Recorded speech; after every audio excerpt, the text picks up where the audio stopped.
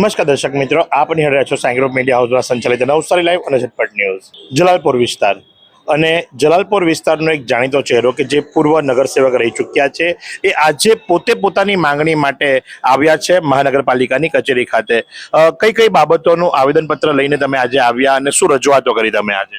આવેદનપત્ર તો કાયદેસર રોડ અને ફાટક, મેન અમારો મુદ્દો ફાટકનો કે આજે પબ્લિકને ચાલવામાં એટલી બધી તકલીફ પડે છે કે કાયમ રજૂઆત લોકો કરે છે પણ એનો કોઈ સોલ્યુશન આવતું નથી। પણ હવે આ લોકો કઈ રીતે અમે લેખિતમાં આપ્યું છે। અને બીજું કે નાના મોટા પ્રશ્ન પાણીના, કે ડેનેજ ઉભરાય, કોઈ પાણી ગટરમાં ભરી, આવા પરચુણ છે કે ડેનેજનું મેન પ્રશ્ન વધારે છે। આવા પ્રશ્નારું રજૂઆત વારંવાર કરતા હોય છે, એટલે હાથે આવવું પડ્યું। એનું કારણ આ છે કે લોકોનું સોલ્યુશન ન થાય તો લોકો તો આપણે કાયમ કહેવાના, એની માટે આપણે ગમે તે સાંભળવું પડે। કોઈ પણ ગમે તે બોલી શકે કે જેનું સોલ્યુશન ન આવતું હોય, અને ઘણીવાર રજૂઆત કરેલી, મેં તો લેખિતમાં આપેલા ઘણા, પણ તો લેખિતનું હજી કોઈ સોલ્યુશન નથી। સાહેબને હોતા આપેલું, વસા સાહેબને મેં એકદમ મિટિંગમાં કીધું કે લોકોના કામ નહીં થાય તો અમે કોઈ પબ્લિક આગળ જઈ જ નહીં શકી। પબ્લિક આગળ જવું કેવી રીતે આજે કોઈ પણ? તો તમે સાંભળ્યું એ મુજબ કે પબ્લિકના કામ નહીં થાય તો પબ્લિક પાસે જવું કઈ રીતે?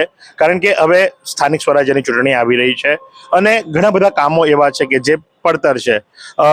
મુકેશભાઈ, કઈ બાબતોને લઈ અને આજે આવવું પડ્યું? કયા કયા મુદ્દાઓ છે? કયા કયા સ્થાનિક લોકો તમારી પાસે રજૂઆત લઈને આવે છે જે બાબતે તમારે અહીંયા આવવું પડ્યું? જે બાપાએ વાત કરી એ જ પ્રમાણે હું બી રિપીટ કરું કે આપણે જે જલાલપુર રેલવે ફાટક છે, આજ 2 વર્ષથી લગભગ બંધ કરી દીધું। તો પબ્લિકને ચાલવા માટેનો જે પગપાળા જવા માટેનો રસ્તો હતો એ 2 વર્ષથી બંધ કરી દીધો। નો ડાઉટ કે ગરનાળું બનાવ્યું, પણ એ બાઇકથી જવાય, બાઇકથી હોવાય કે 4 વ્હીલર જાય ને 4 વ્હીલર આવે, તો પગપાળા જતા લોકોને કઈ રીતે જવું? કે જે 1 કિલોમીટર ફરીને જવું પડે, યા તો જ્યારે ચોમાસામાં પાણી ભરેલું હોય ગરનાળામાં ત્યારે કઈ રીતે જવું? ઓવરબ્રિજ ઉપર થઈને જવું કે શું કરવું?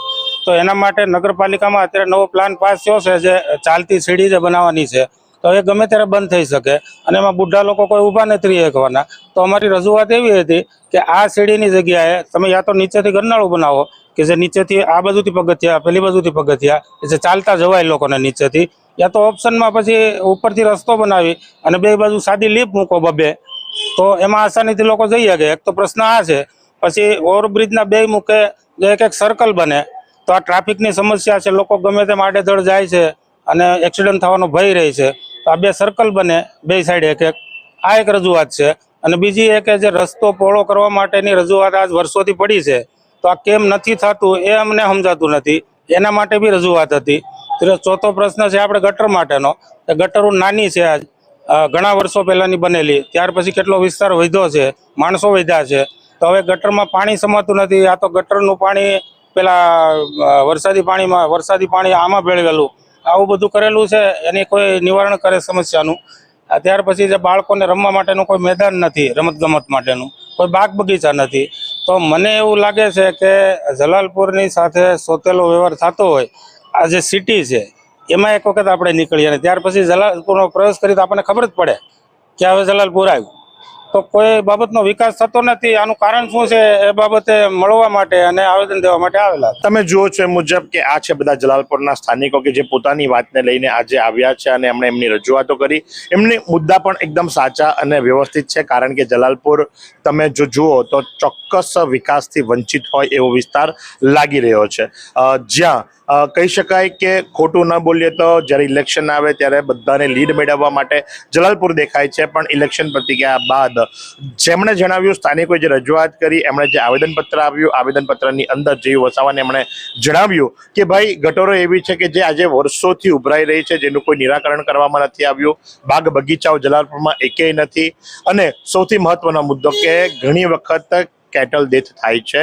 આ ઓવરબ્રિજ નથી, ફૂટ ઓવરબ્રિજ બનાવવાની જ્યારે વાતો ચાલી રહી છે ત્યારે આ ક્યારે બનશે? કારણ કે લગભગ મહિનામાં એક ફેટલ ડેથ થાય છે જ્યારે લોકો પોતાના જીવના જોખમે રેલવે ક્રોસ કરે છે ત્યારે।